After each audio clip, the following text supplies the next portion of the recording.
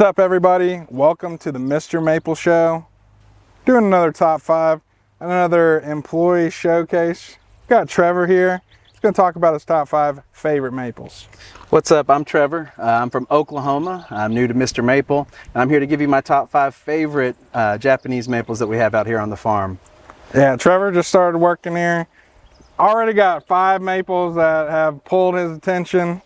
You know, he's one of Sean's homies, moving up here from Oklahoma, and you know, plant lover already, enjoying the maple life. Absolutely.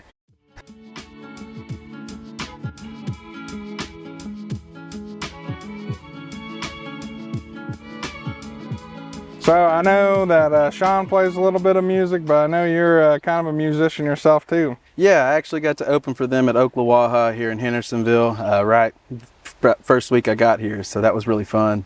Enjoying playing music in the area again.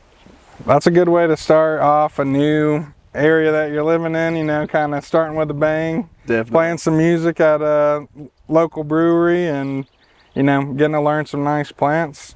So we're going to get into this top 5. What's your number 5, man? All right, so number 5, I'm really digging the Golden Falls. They have a vibrant yellow that is produced in the spring, and just like any other maple, as long as you treat it well, give it some afternoon shade from the sun, it's going to bring out those beautiful colors that tree has to provide. I'm a sucker for anything that cascades or anything that's kind of a weeping feel, and I love those trees. So Golden Falls is going to be my number 5. Yeah, Golden Falls, Talon Buchholz introduction. It's an amazing yellow, you know, a sister seedling to Yellow Cascade.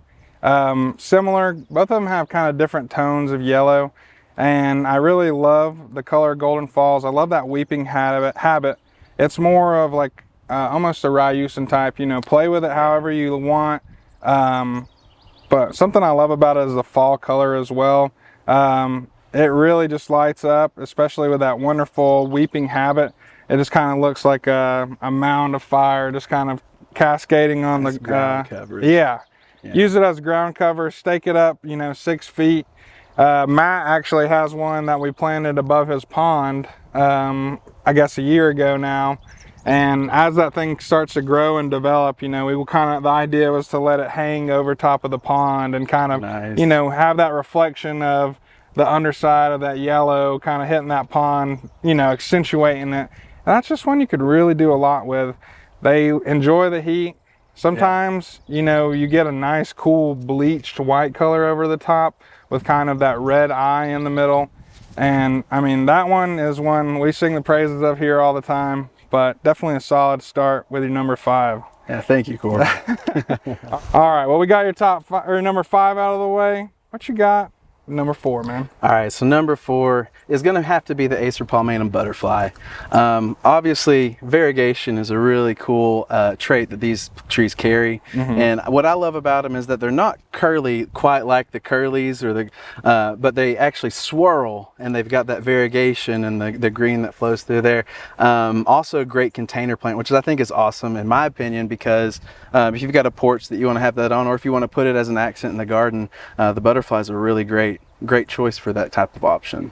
Yeah, butterfly in that Beni Shishihinga style variegation. Like you said, it is definitely a lot different from, say, an Rino Nishiki variegation or reticulated variegation, giving you really just kind of a lot of variety all over the plant.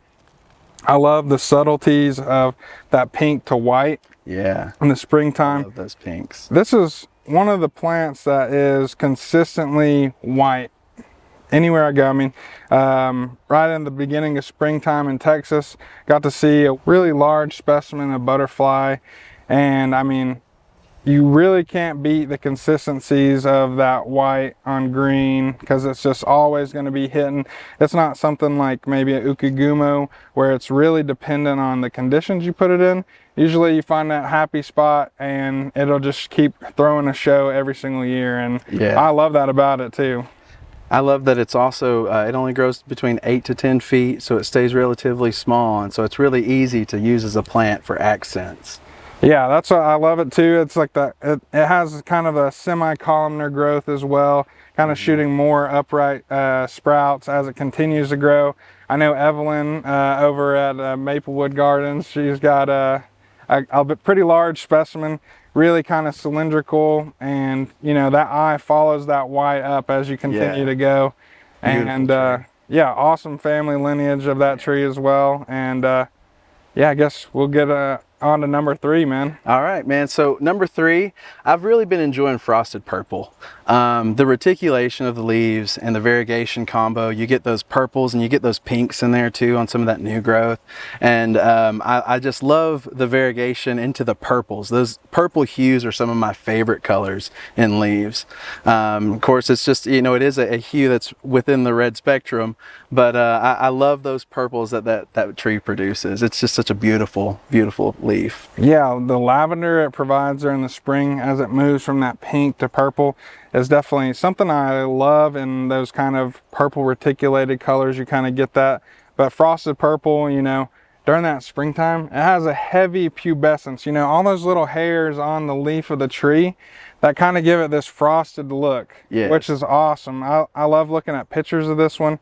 You know, that springtime is really magical because that contrast of that white new growth pubescence over top of the lavender really adds such a nice contrast. And then you get the awesome reticulation on there, which I know reticulation is one of my favorite forms of variegation. You know, shout out the Go series and other ones, but on that purple, it just looks awesome. It does. I love seeing what it looks like. The veins have veins, or the leaves have veins in them. It's a beautiful sight. Well, it just teaches you so much about the structure of the leaf as well. And that's what I kind of enjoy, is like you're kind of seeing that x-ray of the leaf. Yeah. And it teaches you not just about that specific cultivar, but about, you know, the structure of all Japanese maple leaves. And that's one, you can't beat that, I feel like. Yeah, it's an awesome, awesome tree. All right. So we're getting up there in the numbers. We're getting closer to that number 1. What you got for number 2, man? All right, so number 2, I'm gonna have to go with Acer japonicum Aomori. Those bright reds, I mean, I feel like those reds are one of the things that have brought a lot of people into the maples and what really drew our attention early on. And of course, that was one of the trees that I saw here that just really grasped me, because that Aomori and that red is just such a beautiful, vibrant color whenever it's in that full red ruby. What is it called? The ruby falls, or the ruby full moon? It goes by a couple different names. Yeah, ruby is definitely one of the other names it goes by. And I mean, it lights up the show and that spring flush.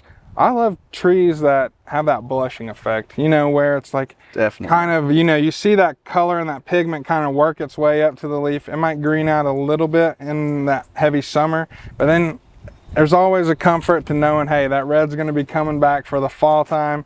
It's going to be mixing with some of those oranges, and it's going to be looking wild. Absolutely. On the leaves, the shape of those leaves, it really makes that tree look really full. And those colors come in bright. It's a beautiful addition to anybody's yard, anybody's garden.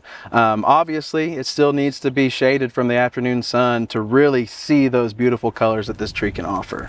Yeah, I love the structure of japonicums. I love, you know, it's such a rigid structure, but then you have such a rigid, large leaf on top of it. You know, that circular full moon leaf on top of a tree that just kind of has a presence itself inside of the garden. You know, I love seeing larger size japonicums. They just kind of are like, here, I'm here, man. You know, it's like definitely a standout. Exactly. And you know, it might not have as dense of leaves as some of the palmatums, but it makes up with that larger size, that larger canvas for fall color. And Aomori is just one that rocks it out every year. Absolutely love the Aomori. All right, guys, what we've all been waiting for, numero uno. What you got? It's giving me goosebumps, man. Number 1 is the Mystic Jewel. And I think they named this one perfectly, because to me, when I look at those leaves, especially when it's got those deep purples and the changes in between the pinks and the purples, just the shape of those leaves, it kind of gives it like a haunting effect, which I think is really cool when it comes to the Japanese maples. I love that leaf shape. Secondly, one of my favorite things about this tree is that it's also got a very good heat tolerance. And being an Oklahoma boy, I know a little bit about heat, and I know that that heat can do some damage to trees and plants out there, but definitely in love with that Mystic Jewel. Beautiful, beautiful tree. Yeah, I believe this is one from Europe. Matt and Tim talked about how it started off with a different name, and then kind of made its way to Mystic Jewel. I feel like it's also very aptly named. I love the colors of the springtime. Obviously that purple coming out, but then it, like as it kind of moves to the summer, it has like this weird kind of in between of that bronzing to purplish as that kind of regular, it's not necessarily like a regular palmate green, it's more of like a yellower kind of like mustardy color that kind of works its way up through the purple. And just a full spectrum of colors there. Exactly. It's all 4 seasons. Exactly. Well, maybe not wintertime. Yeah, maybe not wintertime. Mystic Jewel, an amazing color changing tree. I would say this one is also in kind of that Gable's Glory area, where it's going to be a tree where you want to kind of go look at it every day. It's going to be changing every single day as it approaches, you know, spring, summer, through the fall. And I mean, like you said, heat tolerant. Thought to be an Acer oliveranum hybrid with palmatum possibly. And I mean, it shows that leaf shape looks very indicative of something like hot blonde or some of the other oliveranum hybrids. And I mean, it grows like a weed. I don't know, I mean, some of the 3 gallons that we have, they're putting on maybe, you know, 1.5 feet of growth each year. And that's a tree, you know, throw it in the heat, it's going to soak that up and it's just going to explode, you know. Yeah, beautiful tree. It's, like you said, they named this one perfectly. It's definitely filled with mysticism and all the colors that it brings out. Awesome tree. I know, and that one is something that I definitely have been watching as I've been here through the seasons, and it's just one that, you know, maybe at first I wasn't necessarily drawn to it as much, but once you see that purple in the springtime, it's really hard to kind of be like, write that one off. Oh, you know? Man, I love seeing those purples in the leaves. It's such a beautiful purple. Sometimes it looks like a velvet, like a velvety kind of purple. It's just a really beautiful leaf whenever you see that shape with the colors. I can't agree more. I mean, guys, we're out here making maple lovers. I mean, did you know about any of those before you started working here? I mean, no, I didn't know much about Japanese maples till I got here, and then I just started falling in love with all the trees around me, because you just can't help it, man.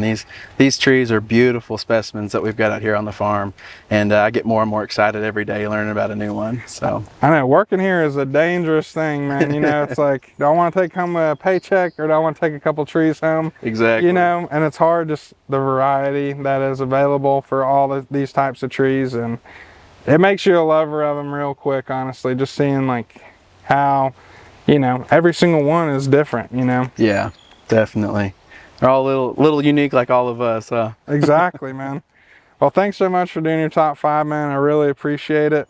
If you guys like Trevor, you know, he might be around in some more videos. You know, we're trying to do the employee spotlights, kind of give a little bit of personal taste to what everybody around here likes who's interacting with these trees every day. You know, there's always something different that catches your eye, you know, so this might be his summertime top 5. He might have a fall time top 5, springtime top 5. Go through the changes. But yeah, thanks so much for watching, guys. Make sure to like, subscribe, share with your gardening friends. And yeah, thanks so much for watching. Take care. God bless, and have a great day. Thank you, guys.